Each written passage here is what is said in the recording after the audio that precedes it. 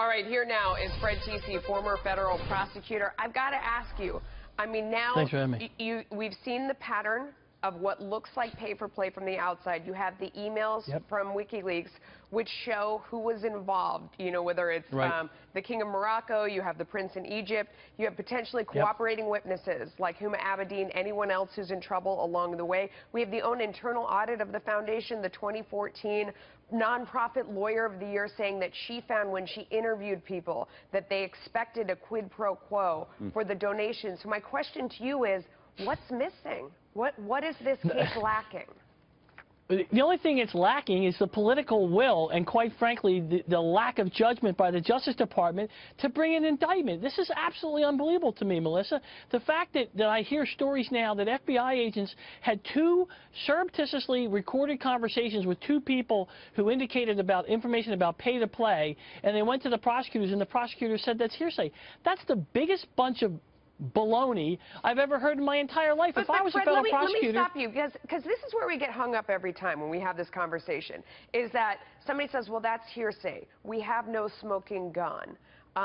You know, and that's kind of where this seems to stall out. And your presupposition is that it's the lack of political will. Is there anything else? I mean, is there no smoking gun? Is there something more that could be found?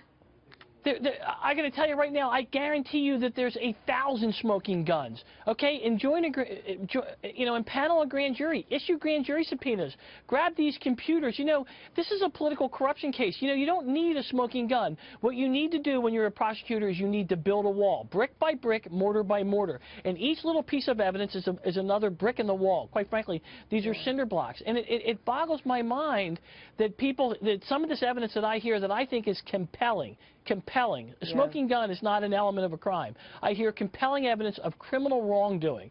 I see evidence by people to destroy computers, to destroy emails, evidence of consciousness of guilt. I find out that there's now 650,000 emails that these people didn't know were destroyed. So when I hear all... Yeah, I mean, if you have the #2 guy, as we've seen in these emails at the FBI, tipping off John Podesta and saying, hey, listen, they're coming for this. This is what's happening right now. And you have Bill Clinton going on the plane of one of the lead law enforcement, the head of the Department of Justice, who's supposed to be pursuing this. Do we have any hope of this ever being sorted out? I mean, there are people out there who look at this and kind of lose hope, and it's kind of heartbreaking that our system seems to be corrupt from top to bottom. You don't want to believe that. It is heartbreaking, and unfortunately, I can tell you right now that if Hillary Clinton gets elected, there is absolutely no hope of any of these crimes ever being investigated or prosecuted.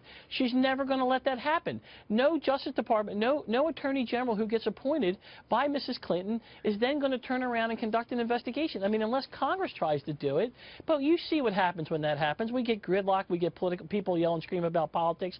The Justice Department was supposed to be above politics. And unfortunately, it's not any longer. These people, they're political hatchet jobs. When I hear that the #2 person in the Justice Department alerted John Podesta, you know, you heard someone talk about treason earlier. I mean, on the federal criminal prosecution level, that is treason, okay? That is giving aid and comfort to the enemy, and it's inappropriate. Quite frankly, it's unlawful. It's obstruction of justice, in my opinion, and it needs to stop. Fred Tecce, we appreciate your passion. Thanks for coming on.